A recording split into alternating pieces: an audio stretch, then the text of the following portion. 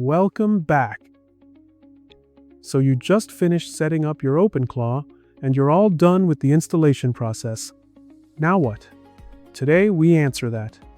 We're going to teach OpenClaw to reach outside itself, connect to real services, and start doing actual secretarial work for you automatically. And if you're watching this to build a business, by the end of this video you'll know how to find, audit, and install skills. The exact skill set that lets you charge clients $1,000 to $5,000 per personalized OpenClaw installation. Let's just jump in and start by installing our very first skill. Quick side note. A skill in OpenClaw is like an instruction manual for a known task or automation. Without skills, your OpenClaw bot is basically just a very smart chatbot. Skills are what turn it into an agent that can actually do things, connect to external APIs, browse the web, fill out forms, send emails. Think of each skill as a downloaded capability, like when Neo learns Kung Fu in the Matrix just by plugging in. The first skill that will be useful for you and your clients, and will automate most of your Google Services-related secretarial tasks, like checking emails, making appointments, drafting contracts, and scanning receipts, is the Google Workspace skill, known as GOG in the ClawHub menu. Okay, another quick note. If you also don't know what ClawHub is, it's the place where people share the skills they've made for OpenClaw, so others can just freely use them. First, let's check out ClawHub. I know, very questionable but memorable name. You can go to ClawHub by clicking on the Browse Skill Store button in the Skill tab on the web UI, or just type clawhub.ai in your browser, and voila, you're in. This site can be either very profitable or very harmful to you and your bot.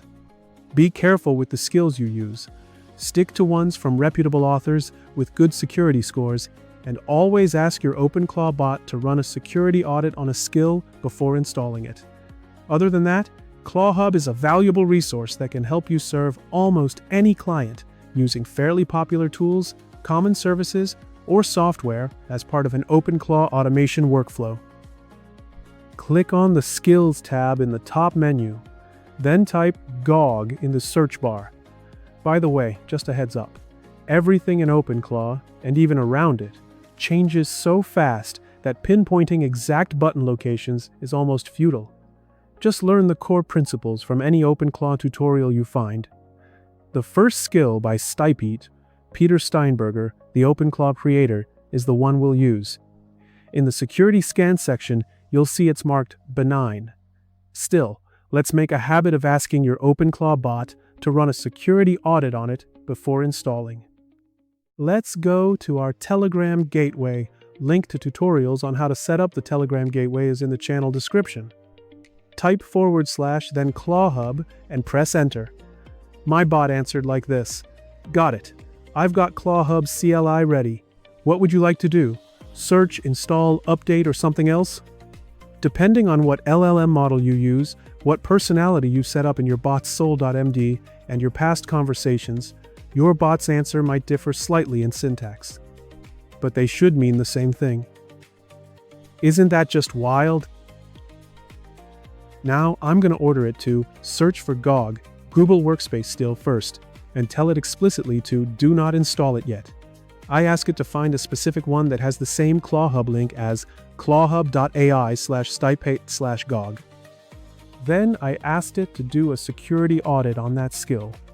It completed a very thorough security audit and gave me a comprehensive report, including security status, what the skill actually does, potential concerns, positive indicators, then gave me its own recommendation. Since I know this skill is not malicious, I asked it to install the skill. It went ahead and installed the GOG Skill. Now, we need to connect the OpenClaw to our Google account via API. In order to do so, our OpenClaw bot should have some sort of user pass for API connection to our Google account. The technical term for that is authentication, or in short, OAuth. Since I'm making a tutorial for how to set up the GOG skill, I'm going to make the OAuth setup as universal as possible, meaning everyone with every type of setup should be able to use it. The best way of doing this is just to ask your OpenClaw bot in your Telegram chat to walk you through the step-by-step setup. So, I ask it to give me a step-by-step plan to set up GOG OAuth. This is the plan it gave me. First phase, 1. Go to console.cloud.google.com. 2. Create a new project or select an existing one. 3. Enable these APIs. In APIs and services, then library. Gmail API, Google Calendar API, Google Drive API, People API for contacts, Google Sheets API, Google Docs API. 4. Go to APIs and services, credentials. 5. Create OAuth 2.0 credentials. Click Create Credentials, OAuth Client ID, application type, desktop app, name, GOG, or whatever you want. 6. Download the JSON file. It'll be named something like clientsecret_JSON. 7. Rename it to clientsecret.json. Second phase. Upload clientsecret.json here. Once you have clientsecret.json, upload it to this chat, and I'll 1. Save it to the workspace. 2. Run GOG Auth credentials to register it. 3. Walk you through the OAuth authorization flow. So let's just do that. Let's go to console.cloud.google.com and make an account there. It will ask you to put a credit card, but that is only for identification, and what we're going to do on Google Console is going to be 100% free. Then in the Google Console dashboard, on the top left side, click on Select a Project. In the pop-up window, click on Create a New Project button. Give it a name. I name mine OpenClaw, and then click Create. After the project creation, click on the notification to select the project. Then click on the drop-down menu on the top left side of the dashboard. In the drop-down menu, choose API and Services. From here on, it's easy sailing. We just need to enable every API we want to use one by one. On the top bar, click on Enable APIs and Services button. In the next page, click on the search box and type the Google services you would like to authenticate. For our first service, let's select Gmail. Type Gmail in the search bar and select the Gmail API. In the next page, click on the first option with the Gmail icon. Then in the next page, click on the Enable button. In the next page, you can see that the status of the Gmail API is enabled. Good job! You just enabled your first Google API. Now let's go back, so we can add another API. Click on the little arrow pointing to the left on the top menu, and repeat the same steps again for Google Calendar, Google Sheets, Google Drive, Google People, and whatever else you think you might need. Pause the video and come back when you finish them all. After you've finished setting up your OAuths, click on OAuth Consent screen on the left sidebar. In the next page, click on Get Started. Next, give your app a name. I use OpenClaw. Then select your email from the drop-down menu. Then click Next. For Audience, click on External, and then click Next. In the contact information, add the email you want to get notifications about your API. I use the same email, and then click Next. Then check the box that you agree with the terms and conditions, and then click Continue. And finally, click on the Create button. At this point, our OAuth creation is set up. Now we need to create a test user. On the left side menu, click on Audience. In the next page, scroll down till you see Test Users section. Then click on Add Users button. In the pop-up window, enter your email again and click Save. Now we need to set up our OAuth credentials. Think of it as the user password for our Google API services. Click the menu on top left corner, then hover your mouse over API and Service. Next in the pop-up menu, click on Credentials. In the next page on the top menu, click on Create Credentials. Then in the drop-down menu, click on OAuth Client ID. Next, click on Application drop-down menu, then choose the desktop app. Give it a name. I name mine OpenClaw. Then click on the Create button. In the pop-up menu, click on the Download JSON button. We now need to pass this credential to our OpenClaw bot. The way of doing this is via Telegram Gateway.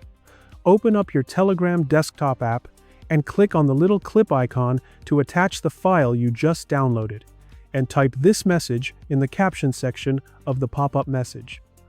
I have enabled the Google Workspace APIs and configured OAuth for my account. The corresponding client secret JSON file is attached. Please use this file to authenticate to my Google account and set up the GOG Skill you just installed. After that, click Send. Next, the OpenClaw bot is going to message you back and ask you about the email you used while setting up your Google OAuth. Go ahead and type in your email. Your bot will come back to you with a URL. You need to click on that URL. It will take you to this page. Make sure to choose the Google account that you have created your Google OAuth with to log in. Next, you will get a warning. Since you are the developer, click on Continue.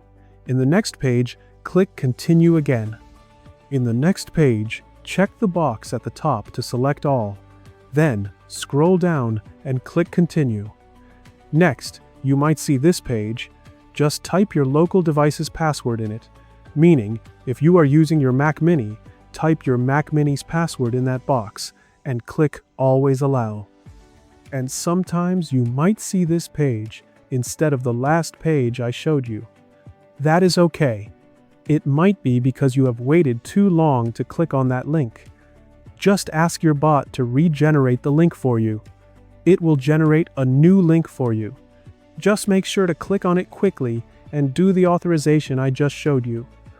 After you've finished, come back to the bot and tell it to check if it has access to Google OAuth. If everything was done correctly, it will give you this message and tell you what Google services are authorized now. As you can see, it says it has successfully retrieved recent emails from my inbox and that the GOG skill is now ready to use in Telegram.